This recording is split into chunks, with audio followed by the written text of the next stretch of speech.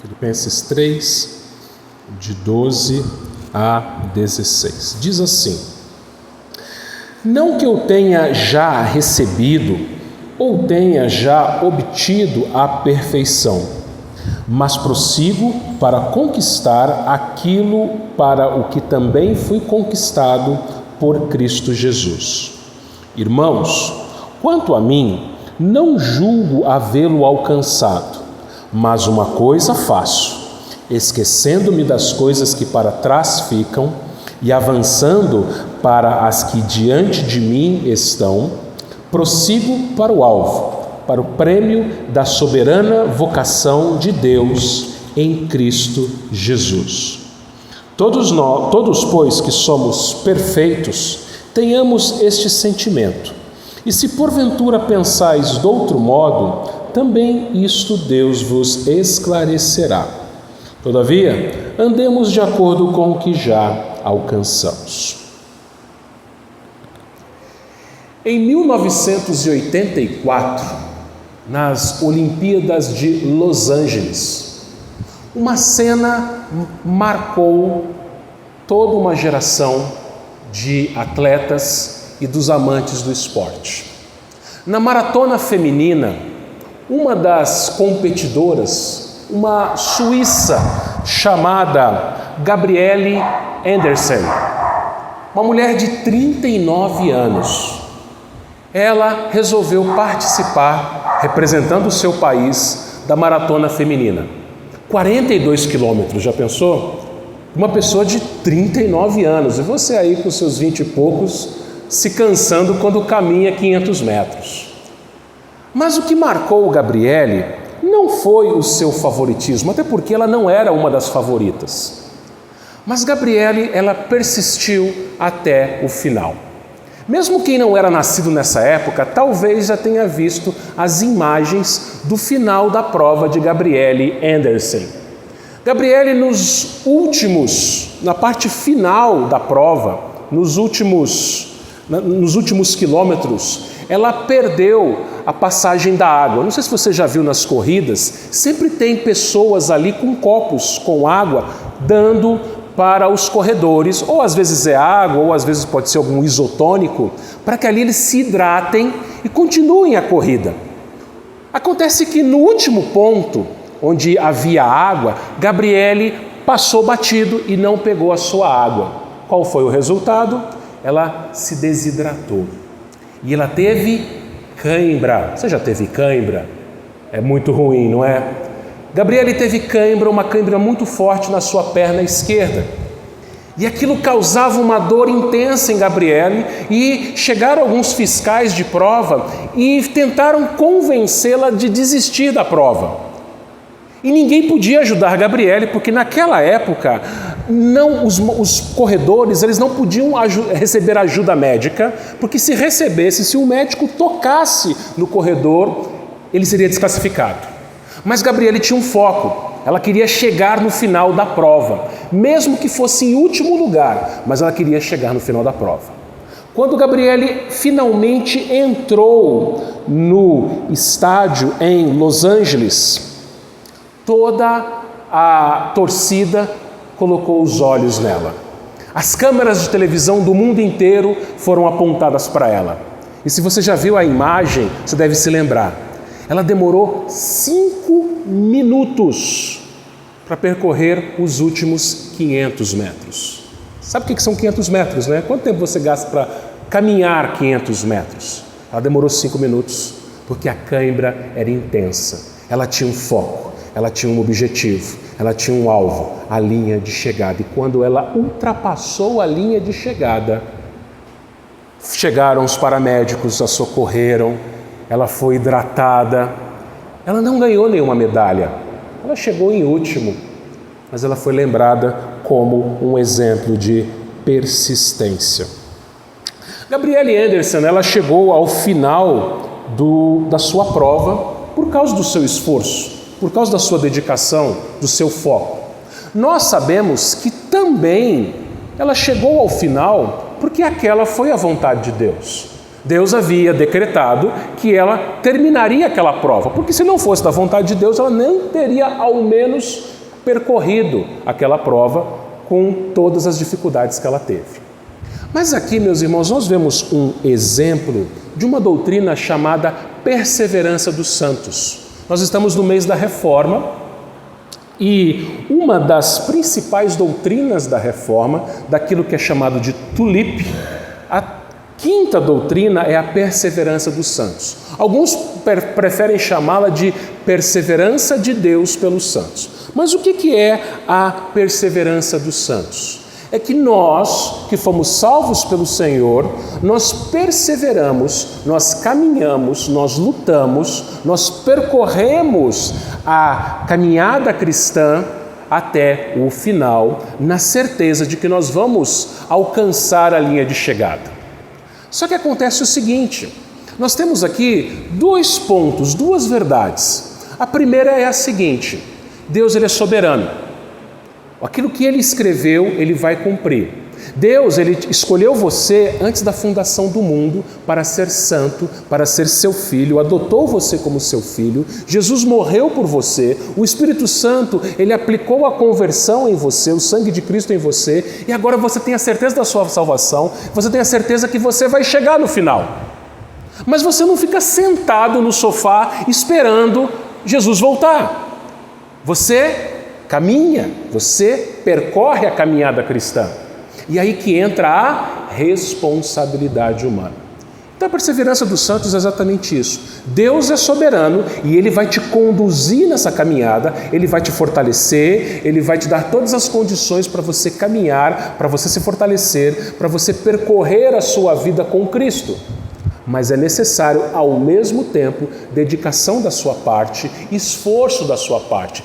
Preste atenção, não é um esforço para você ser salvo, você já é salvo, mas é uma dedicação, um esforço para que você caminhe com Cristo. Existem vários textos bíblicos que falam sobre essa doutrina e eu gosto de Efésios 2, 8 a 10, que ilustra bem isso. Diz assim Efésios 2, 8 a 10: porque pela graça sois salvos mediante a fé, e isto não vem de vós, é dom de Deus, não de obras, para que ninguém se glorie. Aqui você vê a soberania de Deus. Deus te salvou pela graça, mediante a fé, que foi um dom, um presente que Deus deu para você. Mas veja, Deus, Ele te deu a fé, mas é você quem exerce a fé. Você quem pratica, que vive, que crê. É uma responsabilidade sua. Deus, Ele te dá o presente para você usar. Deus, Ele te colocou fé no seu coração para você você praticar a fé, você crer. E quando você crê, o versículo 10 diz o seguinte: pois somos feitura dele, criados em Cristo Jesus, para boas obras, as quais Deus de antemão preparou para que andássemos nelas. Ou seja, quando você vive uma vida de boas obras, aquilo é uma evidência de que você foi salvo por Deus. Deus, Ele preparou uma vida de boas obras para você, de caminhada com Cristo. Ele vai te conduzir, Ele vai te fortalecer. Como Paulo escreveu aqui em Filipenses mesmo, no capítulo 1, ele vai cumprir a boa obra que Ele começou em nós. Ele vai completá-la até o dia de Cristo Jesus. É disso que esse texto que nós lemos vai falar, o texto de Filipenses 3, 12 a 16, a respeito da caminhada cristã, a respeito de você perseguir o alvo, de você prosseguir para o alvo. Irmãos, Paulo aqui no capítulo 3, versículo 12 ao versículo 16 de Filipenses, ele vai mostrar àqueles irmãos e a nós também que ele não havia chegado ao alvo ainda. Ele não havia conquistado. Pronto, vamos ver se não molha a minha ventiladora aqui, está folheando a minha Bíblia. Ele não havia conquistado ainda aquilo que ele deveria conquistar. Vamos lembrar aqui, Paulo já era salvo. Paulo não estava perseguindo a salvação. Eu preciso me esforçar para ser salvo. Eu preciso fazer boas obras para ser salvo. Não, Paulo não fala disso. Ele já era salvo. mas ele precisava alcançar um alvo proposto no seu coração, que era a perfeição. Só que Paulo, apesar de parecer o contrário, ele não era perfeito. Paulo é um dos poucos personagens bíblicos que a Bíblia não mostra nenhum pecado dele depois da sua conversão. Então dá a impressão que Paulo era perfeito. E quando a gente olha para o texto anterior, que foi do domingo passado, capítulo 3, versículos 1 a 11, nós vemos que Paulo havia abandonado toda aquela vida antiga dele, de fariseu, de doutor da lei, uma vida promissora, para conhecer a Cristo, para ter comunhão com Cristo, para alcançar a ressurreição dentre os mortos. E veja, meus irmãos, Paulo então ele precisava esclarecer aos irmãos de Filipos e a nós também que ele não era perfeito. Quando você olha para a sua Bíblia e você vê homens e mulheres que serviram a Deus no passado, você pode pensar assim, puxa vida, eram pessoas especiais, eram pessoas com poderes especiais, eles eram muito melhores do que nós.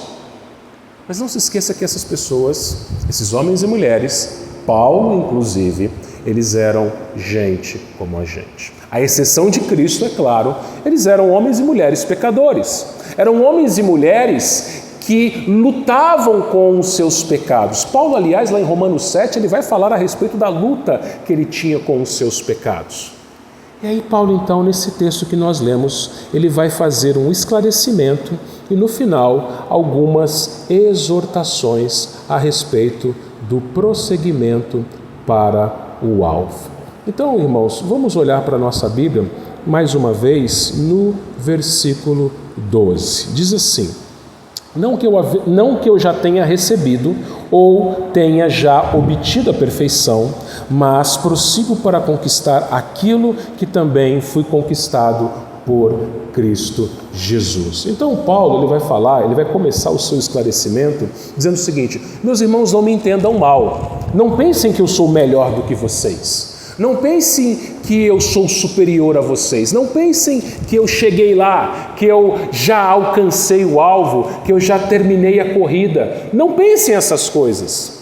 Eu não alcancei a perfeição, mas prossigo, continuo. Não estou sentado em berço esplêndido, ou deitado em berço esplêndido. Não estou sentado no sofá esperando a vida passar. Tem alguns crentes que pensam o seguinte: bom, somos calvinistas, somos reformados, somos presbiterianos, então nós cremos que uma vez salvo, sempre salvo. Então eu posso cruzar os meus braços e descansar tranquilamente, porque eu não vou perder a minha salvação, então eu posso viver do jeito que eu bem entender. Aliás, irmãos nossos de outras linhas teológicas, soteriológicas, que acreditam que você pode perder a salvação, eles vão nos criticar justamente por isso, porque eles acreditam que se uma vez salvo, sempre salvo, o crente ele vai se acomodar.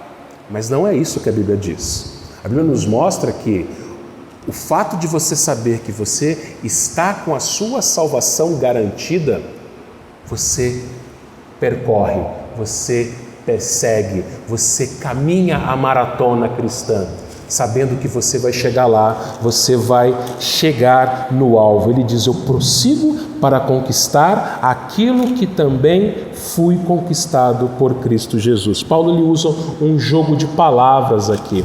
Paulo ele sabia que Cristo o havia conquistado. Paulo ele sabia que Cristo havia conquistado a vida eterna para ele, para Paulo, e ele queria pegar essa vida, tomar posse dessa vida. Não que haveria algum mérito especial de Paulo, senão não seria graça, como nós vimos, mas ele queria chegar lá.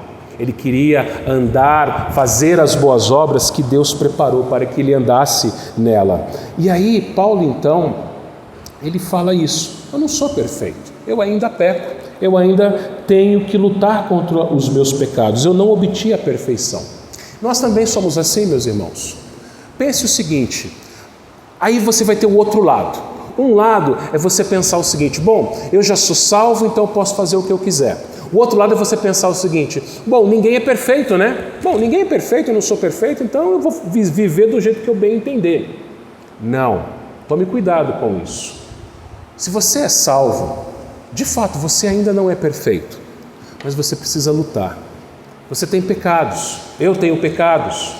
Nós temos pecados que foram fáceis de deixar quando a gente se converteu, mas outros, nós lutamos com eles e vamos continuar lutando até o último dia. Você tem pecados, alguns chamam de pecado de estimação, mas você e eu temos alguns pecados que a gente tem muita dificuldade em deixá-los. Nós lutamos contra eles.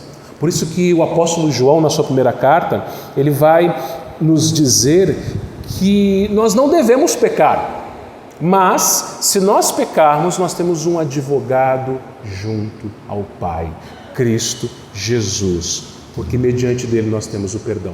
Então você deve viver uma vida de santidade, uma vida de afastar-se do pecado. Você é um pecador como qualquer outra pessoa, mas o pecado para o cristão não é um estilo de vida como o pecado para o ímpio. O pecado para o cristão é um acidente.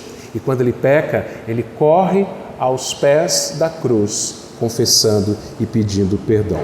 E aí Paulo continua a sua fala aqui no versículo 13. Ele diz assim: irmãos, quanto a mim, não julgo havê-lo alcançado. Ou seja, ele não alcançou Cristo ainda. Não que ele não tivesse Cristo, ele tinha, mas a perfeição de Cristo. Paulo, ele ainda não tinha chegado lá.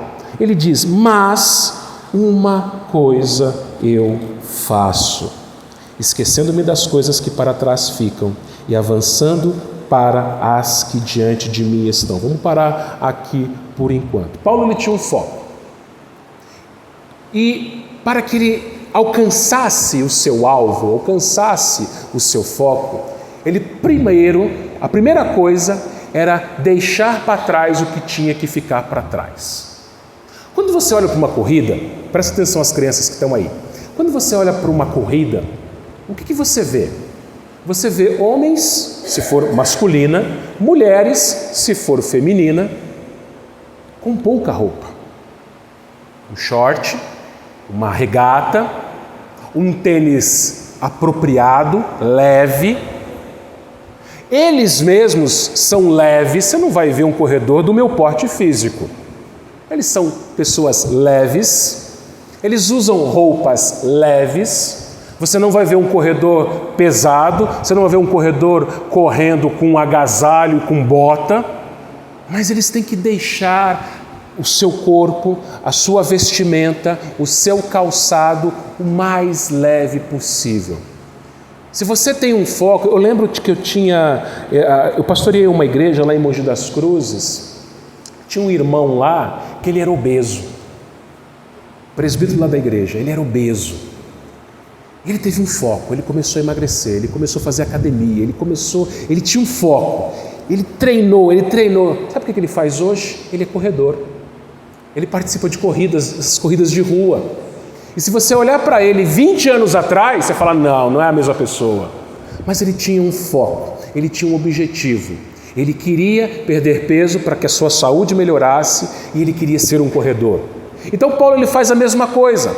Paulo, então, ele deixa para trás tudo aquilo que o impediria da sua corrida, da sua caminhada. E o que era aquilo que ele tinha que deixar para trás? Bom, nós vimos no domingo passado, Paulo possuía um passado tenebroso. Paulo, ele vai dizer lá a Timóteo que ele era o principal dos pecadores. Paulo perseguia cristãos. Paulo, ele foi conivente com a morte de Estevão. Estevão morreu aos pés de Paulo, sendo apedrejado com a conivência de Paulo. Lá em Atos 8 nós vamos ler que Paulo, ele invadia as casas e ele arrastava homens, mulheres e crianças cristãos para a prisão.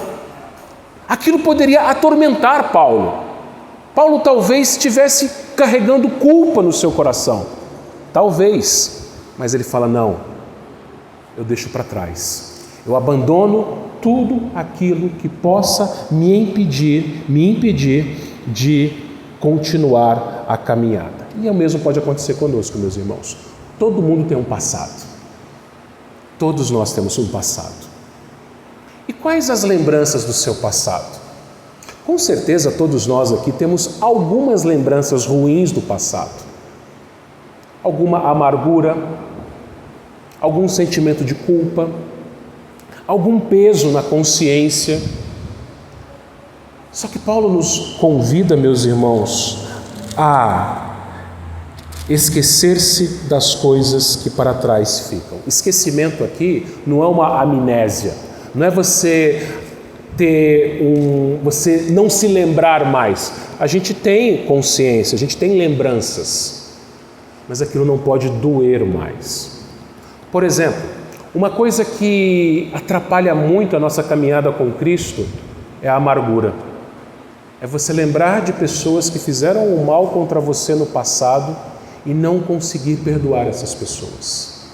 E, meus irmãos, a amargura é um peso que você carrega e que enquanto você não se desvencilha daquilo, enquanto você não perdoa aquela pessoa que te fez o mal, a sua caminhada ela fica cada vez mais truncada, cada vez mais difícil. Você já teve a experiência de andar num carro com freio de mão puxado? Ou com algum problema no freio que estava pegando no freio? Uma bicicleta, você pedalar a bicicleta que está pegando o freio, você pedala ali e não vai. Quando a gente tem dificuldade para perdoar, quando a amargura está no nosso coração, quando o passado nos traz lembranças ruins e a gente não deixa aquilo para trás, a gente caminha com mais dificuldade a caminhada cristã. Então Paulo nos convida, olha, deixa para trás. Aqueles que te fizeram o mal no passado, perdoe, porque aliás é isso que o Senhor nos ensina na oração do Pai Nosso. Perdoa as nossas dívidas, assim como nós perdoamos os nossos devedores. Jesus, ele perdoou todo o mal que nós fizemos contra ele, sim, porque o nosso pecado é contra Deus. E ele nos chama a fazer a mesma coisa. Tudo aquilo que fizeram contra você, contra mim, no nosso passado, nós precisamos perdoar. Todos os nossos pecados no passado já foram perdoados na cruz. Então entenda, se já foram perdoados, você não precisa ficar remoendo aquilo. Olha, eu estou sofrendo isso porque eu fui mal no passado, porque eu fiz isso, porque eu fiz aquilo. Como Paulo tinha um passado ruim. Mas Paulo fala, ele deixa para trás. O que passou, passou. O passado fica para trás. E eu olho para frente. É interessante uma coisa, os nossos olhos, Deus colocou os nossos olhos na parte da frente da nossa cabeça. E não sei se você já percebeu, nós não fomos criados por Deus equipados com espelhos retrovisores. Imagina você com aqui no seu ombro um espelho retrovisor de cada lado para você ficar olhando para o seu passado. Não. Deus nos criou com olhos na parte frontal da nossa cabeça para nós olharmos para frente. O que passou, Paulo fala, eu me esqueço e eu avanço para aquilo que está diante de mim. E o que estava diante de Paulo? Versículo 14, prossigo para o alvo, para o prêmio da soberana vocação de Deus em Cristo Jesus. Filipos era uma cidade grega. Lembra? A gente tem estudado Filipenses já há algum tempo. Você se lembra? Filipos era uma colônia romana, mas ficava na península grega. Então os filipenses, eles eram cidadãos romanos, mas eles eram gregos também. E os filipenses, eles conheciam muito bem o esporte olímpico, os Jogos Olímpicos. Os gregos inventaram os Jogos Olímpicos. Então Paulo estava falando uma coisa aqui que eles sabiam, que eles apreciavam, os jogos, as corridas. E Paulo ele fala o seguinte, olha, eu deixo para trás. Então você pensa naquele irmão nosso que eu citei aqui, ele tinha muito peso, ele teve que deixar para trás esse peso. E fala a verdade, você, assim como eu, se você já tentou emagrecer, não é difícil, é necessário esforço. Você olhar para aquela comida e você não comer aquilo. Você ir para a academia, você se esforçar, você se dedicar. É necessário esforço, é necessário foco, é necessário dedicação. É necessário deixar para trás muita coisa, deixar para trás velhos hábitos, deixar para trás uma dieta cheia de gordura, de açúcar, deixar para trás a ociosidade, deixar para trás o sedentarismo, para que você se torne uma pessoa mais leve, mais saudável e, por que não, um atleta. É isso que Paulo está falando aqui, usando essa ilustração do corredor. eu deixo para trás aquilo que me impede de correr e eu tenho um foco. Eu prossigo para o alvo, para o prêmio da soberana vocação de Deus em Cristo Jesus. Paulo perseguia, Paulo queria chegar na linha de chegada. Mas o que era esse alvo? Do que Paulo está falando exatamente? Parece que Paulo aqui não chegou ao ponto. Bom, ele chega assim. Se você olhar para o versículo 12 novamente, você vai falar que ele não havia obtido a perfeição. Paulo queria ser perfeito. Parece que é muita presunção de Paulo, não parece? Ser perfeito? Mas ninguém é perfeito. Não dá para você ser perfeito nessa vida. Mas Paulo nos explica melhor se você voltar novamente mais um versículo, versículo 11, para que de algum modo alcançar a ressurreição dentre os mortos. Qual era o alvo de Paulo? Numa frase, ou se você quiser melhor ainda, numa palavra, o alvo de Paulo era Cristo. Lembra de Romanos 8, 28 e 29? Sabemos que todas as coisas cooperam para o bem daqueles que amam a Deus, daqueles que são chamados segundo o seu propósito. Qual que é o bem daqueles que amam a Deus? O versículo 29 vai nos mostrar: serem a imagem do seu Filho. O alvo de Paulo era ser como Cristo. O alvo de Paulo era espelhar Cristo. Mas Paulo sabia muito bem que ele não seria como Cristo perfeitamente nessa vida. O que ele pudesse fazer, o que ele pudesse se esforçar para ele ser cada vez mais parecido com Jesus nessa vida, ele ia fazer. Mas ele sabia que a linha de chegada não está desse lado da eternidade, não está nessa terra, não está nessa vida. A linha de chegada está no último dia, na ressurreição. Por isso que Jesus, ele redimiu não somente a nossa alma, mas também o nosso corpo. Por isso que você e eu devemos ter o alvo da ressurreição. Às vezes, meus irmãos, nós sofremos, por exemplo, com a velhice. O tempo chega para todo mundo. Você envelhece, eu envelheço. A gente olha para o nosso corpo e a gente não vê mais a mesma vitalidade, a mesma saúde.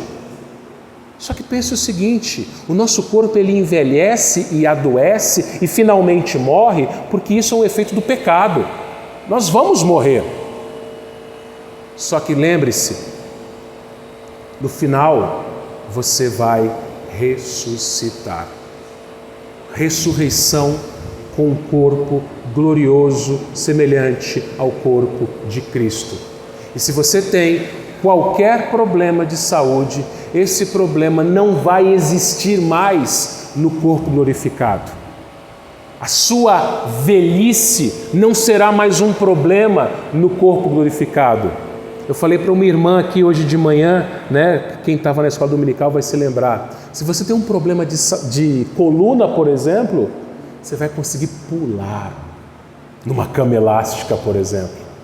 Esse é o nosso alvo, é ser como Cristo plenamente, perfeitamente, não só na alma, mas também no corpo. E a gente entende que isso será somente no último dia. Paulo, então, ele esclarece isso. Ele mostra para nós que o nosso alvo é Cristo. Ele mostra para nós que a gente tem que se esforçar, que a gente tem que buscar a santidade, que nós somos justificados, que foi um ato, sim, você foi salvo, mas você está sendo santificado por Deus. E o que acontece? Você tem que abrir mão, você tem que se esquecer das coisas que para trás ficaram, você tem que deixar os seus pecados, você tem que deixar velhos hábitos, você tem que deixar velhos vícios e você tem que olhar para Cristo, tendo uma vida de oração, uma vida de leitura da palavra, uma vida de comunhão com Ele, especialmente na sua casa. Mas Paulo ainda, ele vai dar 3 exortações finais. Paulo ele vai dizer aqui no versículo 15 o seguinte: todos, pois, que somos perfeitos, tenhamos este sentimento. A primeira exortação final que Paulo fala é o seguinte: aqueles que são maduros, pensem, ele convida, pensem como eu penso. Ele usa aqui a palavra perfeito. Essa palavra aqui pode significar maduro. Paulo ele perseguia a perfeição, mas Paulo era um homem maduro. Não exatamente na idade, mas na fé. Vejam, meus irmãos, muitos de nós temos uma caminhada com Deus longa. Alguns de nós aqui temos décadas de vida com Deus, de caminhada cristã. E Paulo nos mostra o seguinte, que uma vez que você já tem bastante tempo com Deus, bastante tempo de conversão, você precisa ter esse foco, esse entendimento, que você precisa espelhar-se em Cristo Jesus, ser como Ele, ser alguém que persegue a semelhança de Jesus Cristo. E quando isso acontece, meus irmãos, pense comigo, você se torna uma pessoa mais pacífica. Cristo é o príncipe da paz. Cristo é aquele que nos deu paz com Deus na nossa justificação. E o cristão, que antes era uma pessoa iracunda, se torna uma pessoa pacífica. Paulo vai falar aos Filipenses, por exemplo, o seguinte: aquele que furtava, não furte mais, antes trabalhe para fazer com as mãos aquilo que é bom e possa socorrer o necessitado. O cristão, antes da sua conversão, ele só pensava nele, ele queria furtar, mas agora ele pensa no outro, ele trabalha para a glória de Deus, ele quer ajudar o necessitado. Paulo vai falar em Efésios 4:29 que aquele que não saia nenhuma palavra torpe da sua boca, mas antes para a edificação daqueles que ouvem conforme a necessidade. Ou seja, o cristão antes tinha uma boca suja, agora suas palavras são doces, são palavras que edificam. Ou seja, todo o velho homem é deixado para trás e você agora se torna uma nova criatura, cada vez mais parecida com Jesus Cristo. E Paulo fala: você é maduro? Pense dessa forma. Mas ele faz uma segunda exortação ainda, no versículo 15. Se porventura pensais de outro modo, também isto Deus vos esclarecerá. Paulo fala agora àqueles que pensavam diferente. Sim, até na igreja de Paulo tinha gente que pensava diferente dele. Às vezes, meus irmãos, o pastor, os presbíteros, os professores de escola dominical ensinam e alguns irmãos não entendem. Não entendem por diversos motivos. Não concordam, pensam diferente. O que Paulo fala aqui? Olha, Deus vai esclarecer vocês. Na hora certa, Deus vai mostrar isso para vocês. São irmãos, são pessoas crentes, convertidas, mas que não conseguem entender certas coisas. Mas ele fala: Deus vai mostrar para vocês na hora certa a verdade. E como é que Deus faz isso? Através de uma nova revelação? Olha, Deus me revelou a verdade. Não. Através da mesma revelação escrita, as Escrituras. É o que nós lemos lá no Salmo 25, né? No Salmo 25 nós vimos Davi pedindo a Deus que o ajudasse a conhecer as suas veredas, a guiar na sua verdade. É isso que você tem que pedir. Você não conhece tudo, eu não conheço tudo, mas nós precisamos orar e falar: Senhor, mostra-me a verdade, mostra-me a tua vontade, eu quero te conhecer. Ontem a gente estava lá com os jovens e o Maião citou um versículo muito usado por aqueles que não gostam de estudar a Bíblia, que é Deuteronômio 29:29. As coisas encobertas pertencem a Deus. Só que nunca falam da segunda parte, né? Mas as reveladas a nós. Quer dizer, Deus revelou tudo o que a gente precisa saber, pertence a gente.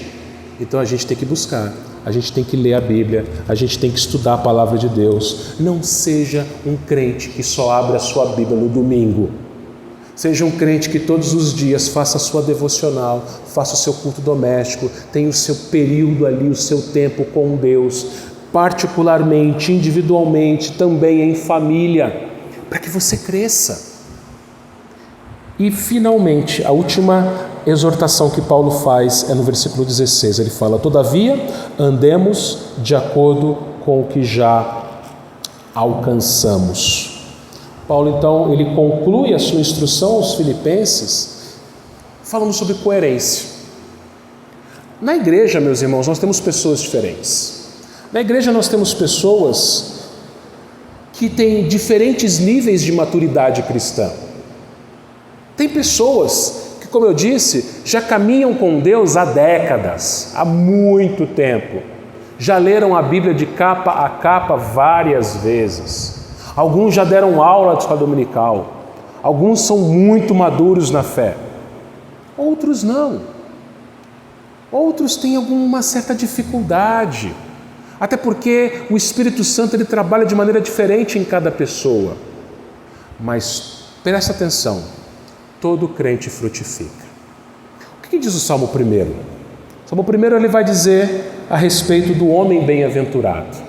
O homem bem-aventurado, ele não tem a prática dos ímpios do mundo, mas ele é o quê? Como árvore plantada junto a ribeiros de águas que no devido tempo dá o seu fruto.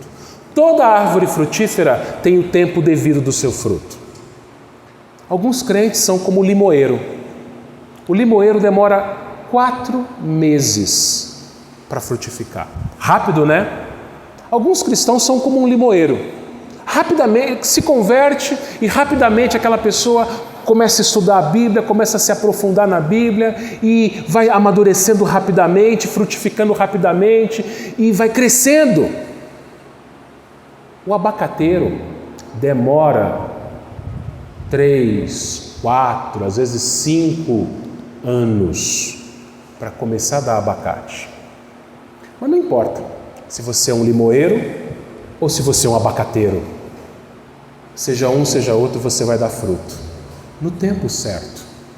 Não, se você for um abacateiro, não olhe para o seu irmão limoeiro com inveja. Fala assim, olha, puxa, ele chegou ontem na igreja e já está fazendo e acontecendo, já está crescendo. Não, ele é um limoeiro. Você é um abacateiro, é mais devagar. Mas o abacateiro, na hora certa, ele dá um fruto. Ele dá o abacate, dá bastante. Deus, ele faz com cada um de maneiras diferentes. Paulo, se você parar para pensar, foi o último dos apóstolos, o nascido fora de tempo. Mas Paulo vai dizer lá aos Coríntios que ele trabalhou mais do que todos os outros. Paulo era o limoeiro, os outros eram abacateiros, mas todos frutificaram. Seja como for, meu irmão ou minha irmã, olhe para a sua vida, olhe para o seu passado e para o presente. A pergunta final é a seguinte: comparando você hoje com você de 2 anos atrás, você cresceu na sua vida com Deus? Comparando você hoje com você há 5 anos atrás, você cresceu? Você deu mais passos rumo ao alvo? Comparando você com o tempo da sua conversão, você avançou? Você cresceu? Você frutificou? Você deu mais passos rumo ao alvo? Seja como for, um crente verdadeiro, ele vai, ele prossegue, ele caminha e ele está certo de que ele vai chegar lá, porque Cristo que conquistou a vitória, Cristo que venceu o mundo para nós. E a gente sabe que no final, no último dia, nós finalmente seremos como Ele, perfeitos, glorificados, não somente na nossa alma, mas também no nosso corpo, ressurretos. Para a glória dele que nós celebramos essa verdade.